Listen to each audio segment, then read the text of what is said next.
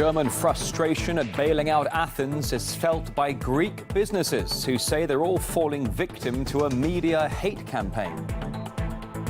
As a US-led coalition plans to retake the Iraqi city of Mosul from Islamic State, jihadists launch a propaganda campaign to show how idyllic life is in the cities they occupy.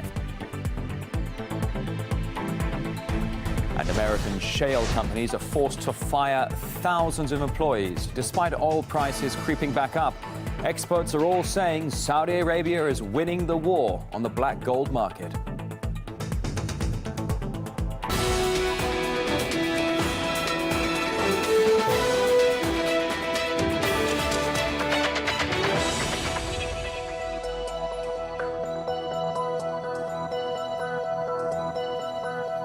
It's midday here in Moscow. Welcome to the program on RT International. From me, Rory Souchet, and the entire news team, here come your top world headlines. Greek businesses fear becoming targets of the frustration felt in Germany over the constant bailouts for Athens. This family-run Greek restaurant in Dusseldorf is one of them. It received an anonymous hate mail branding their country corrupt and lazy.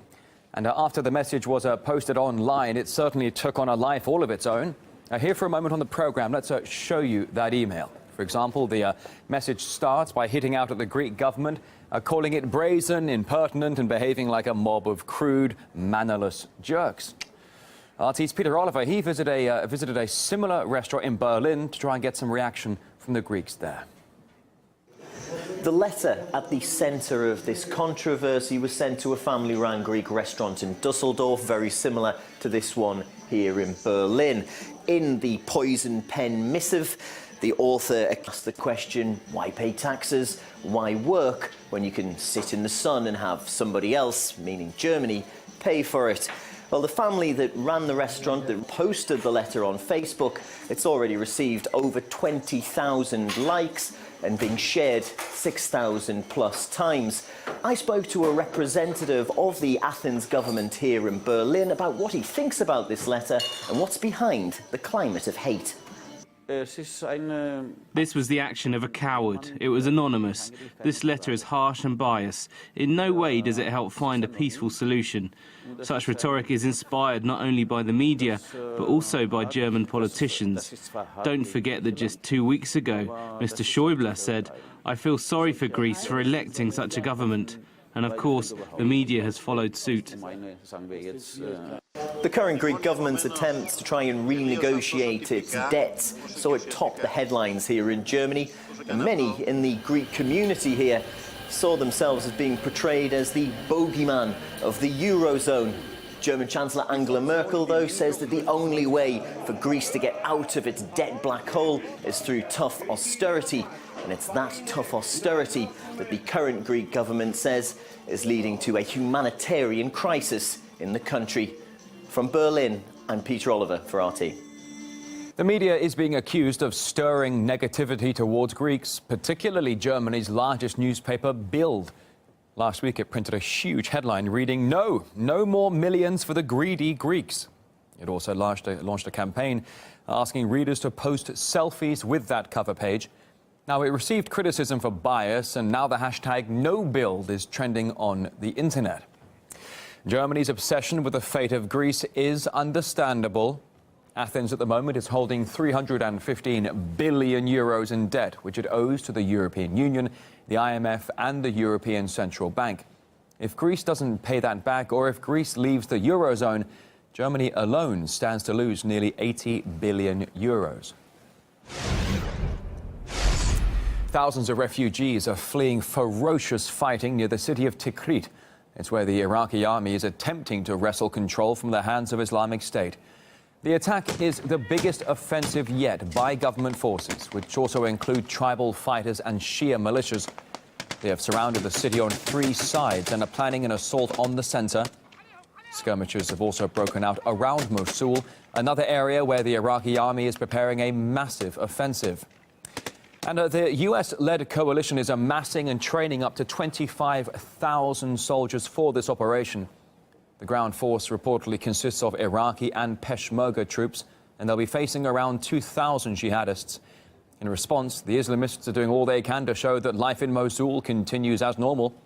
In the latest PR move, the following photos were released showing all sorts of delicacies and stalls groaning under the weight of food at a bustling market. Analysts say the travel brochure-style images aim to send a message of defiance to those fighting the group. However, terrorism analyst Max Abrams says they're unlikely to reflect reality. It's often said that it's gruesome imagery, the beheadings, the torching of the Jordanian pilot are very good for the group in terms of building up its membership size.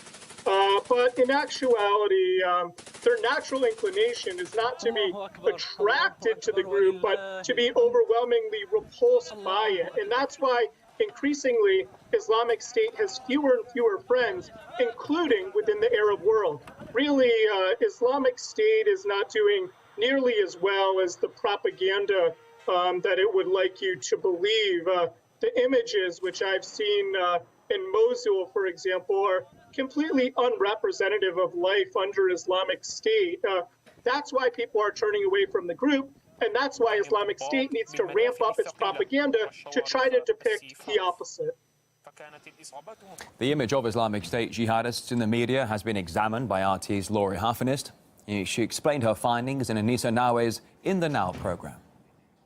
Did you know that Jihadi John, the ISIS beheader, has become a huge celebrity? Ever since the BBC and Washington Post identified him as Mohammed Emwazi, a 26-year-old Brit, the media has been swooning all over him. We've learned so much stupid stuff about him, like he wore Pittsburgh Pirate caps, he loved The Simpsons, and he dreamed of playing football for Manchester. The media cannot get enough of him, or of ISIS in general. CNN even had a story about how they get all the ladies, specifically with Nutella and kittens. They're such big celebrities, they've even been spoofed by Saturday Night Live. You be careful, okay? Dad, it's just ISIS.